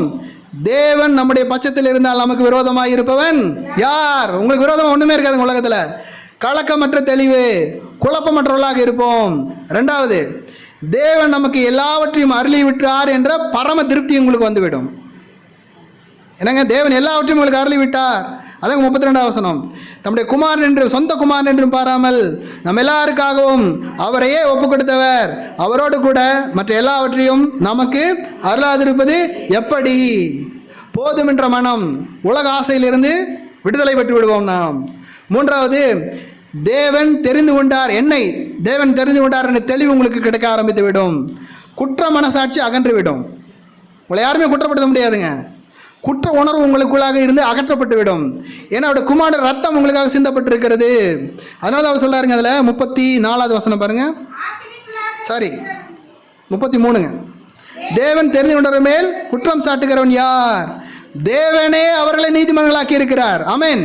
என்னை நீதிமானாக்கினவர் தேவன். அதனால் எங்களுக்கு குற்ற மனசாட்சி இருக்கவே முடியாதுங்க, அகற்றப்பட்டு விடும் உங்களுக்குள்ளாக இருந்து. நம்ம என்ன நம்மை பற்றி சிந்தையிலிருந்து விடுதலை ஆயிடுவாங்க. அவங்க என்ன நினச்சிருவாங்க, இவங்க என்ன நினச்சிருவாங்க அப்படின்னு யோசிச்சுட்டே இருக்கு இல்லைங்களா? அந்த நினைவுலேருந்து உங்களுக்கு விடுதலை ஆயிருக்கு. அதான் குற்ற மனசாட்சிங்கிறது. ஏன்னா நமக்காக நான் வாழவில்லைங்க, இப்போ தேவனுக்காகவும் வாழவில்லை, உலகத்திற்காக யாரோ என்ன சொல்லுவாங்க அப்படிங்கிறக்காக நீங்கள் வாழ்ந்துட்டு இருக்கீங்க. அந்த விடுதலை, அந்த காரியத்தை உங்களுக்கு விடுதலை கிடைத்து விடும் என்று சொல்லுகிறார். அதுக்கடுத்துங்க 4வது ஒரு விஷயம், பாவத்தின் தண்டனையிலிருந்து விடுதலை பெற்ற குதூகலம் உங்களுக்குள் காணப்படும். 34வது வசனம் பாருங்க, ஆக்கினைக்குள்ளாக தீர்க்கிறவன் யார்? கிறிஸ்துவே மரித்தவர், அவரே எழுந்தும் இருக்கிறவர், அவரே தன்னுடைய வலது பார்சத்திலும் இருக்கிறவர், நமக்காக வேண்டுதல் செய்கிறவரும் அவரே. ரட்சிப்பின் சந்தோஷம் கிறிஸ்து உங்களுக்கு வந்தான்னு வச்சுங்க, எப்போதுமே கொண்டாட்டத்தாங்க, கழிப்பு தான், ஆனந்த கழிப்பு. 5வது பார்த்தீங்கன்னு வச்சுங்க, ஜெயம் கொள்ளுகிறவர்கள் என்ற நம்பிக்கை உங்களுக்கு வர ஆரம்பித்து விடும். நம்ம எப்போதுமே தோல்வி வர மாட்டாங்க வாழ்க்கையில். ஏங்க நீங்கள் தயவு செய்துங்க இந்த வார்த்தையை உண்மையாக வாங்கிட்டீங்கன்னா போதுங்க, உங்கள் வாழ்க்கையில் தோல்வி என்பதே கிடையாதுங்க. அதனால் 35 சொல்கிறாருங்க, உமது நிமித்தம் எந்நேரமும் கொல்லப்படுகிறோம், அடிக்கப்படும் ஆடுகளைப் போல எண்ணப்படுகிறோம் என்று எழுதியிருக்கிறபடி நேரிட்டாலும் கிறிஸ்துவின் அன்பை விட்டு நம்மை பிரிப்பவன் யார்? உபத்திரவமோ, வியாகுலமோ, துன்பமோ, பசியோ, நிர்வாணமோ, நாசமோசமோ, பட்டயமோ, எல்லாவற்றிலேயும் நாம் நம்மில் அன்பு கூறுவதாலே முற்றும் ஜெயங்கொள்ளுகிறவராய் இருக்கிறோமே. எல்லா விதமான போராட்டங்களிலும் ஜெயத்தை கொண்டாடக்கூடிய ஒரு வாழ்க்கைங்க இது. 6வது கடைசியா, தேவனுடைய அன்பை விட்டு நாம் பிரிய மாட்டோம் என்ற நிச்சயம் உங்களுக்கு ஆரம்பிச்சிருங்க. ஏங்க தேவனுடைய அன்பை விட்டு நம்ம எதுவுமே பிரிக்க முடியாது. அதாங்க சொல்லாரு 38, 39. அது மரணமானாலும் ஜீவனானாலும் தேவதூதர்களானாலும் அதிகாரங்களானாலும் வல்லமைகளானாலும் நிகழ்காரியங்களானாலும் வருங்காரியங்களானாலும் உயர்வானாலும் தாழ்வானாலும் வேற எந்த சிருஷ்டி ஆனாலும் நம்முடைய கர்த்தராகிய கிறிஸ்து இயேசுவில் உள்ள தேவனுடைய அன்பை விட்டு நம்மை பிரிக்க மாட்டாது என்று நிச்சயித்திருக்கிறேன். கன்ஃபார்முங்க. அது நிச்சயமற்ற சூழ்நிலைகள் மத்தியில், பாதகமான சூழ்நிலைகள் மத்தியில் வானமே விழுந்தாலும் நம்ம என்ன இதுங்க, தேவனுடைய அன்பை விட்டு நம்ம பிரிக்க முடியாதுங்க. கிறிஸ்துவின் அன்பு ஜெயங்கொள்ளுகிறவர்கள். தேவன் நம்முடைய பட்சம் என்ற தைரியம் உங்களுக்குள் வந்துவிடும். தேவன் நமக்காக எல்லாவற்றையும் அருளி விட்டார் என்ற பரம திருப்தி உங்களுக்கு கிடைத்து விடும். தேவன் தெரிந்து கொண்டார் என்ற தெளிவு உங்களுக்கு கிடைக்க ஆரம்பித்து விடும். பாவத்தின் தண்டனையில் விடுதலை பெற்றோம் என்ற குதூகலம் உங்களுக்குள்ள எப்போதுமே இருந்துட்டு இருக்குங்க. ஜெயங்கொள்ளுகிறவர்கள் நம்பிக்கை உங்களுக்காக பெருக ஆரம்பித்து விடும். தேவனுடைய அன்பை விட்டு நாம் பிரிய மாட்டோம் என்ற நிச்சயம் உங்களுக்கு கிடைக்க ஆரம்பித்து விடும். அப்போ தான் யோபு மாதிரி சொல்லுவாங்க, முற்புறத்திலும் அவர் பிற்புறத்திலும் அவர் இல்லை, ஆனாலும் நான் போகும் வழியை அவர் அறிவார், அவர் என்னை சோதித்த பின் பொன்னாக விளங்குவேன் என்ற நிச்சயம் உங்களுக்குள்ளாக வர ஆரம்பித்து விடும். நீங்கள் ஒரு நாள் யோசேப்பை போல சாட்சி சொல்லலாம், நீங்கள் எனக்கு வெகு தீமை செய்ய நினைத்தீர்கள், தேவனோ அதை நன்மையாக முடிய பண்ணினார். அப்பொழுது சங்கீதக்காரனோடு கூட சேர்ந்து நீங்களும் பாட முடியும். 13ஆம் சங்கீதம் கடைசி வசனம் படிக்கலாங்க. 13 சங்கீத புஸ்தகம் 13ஆம் அதிகாரம் 6வது வசனம்.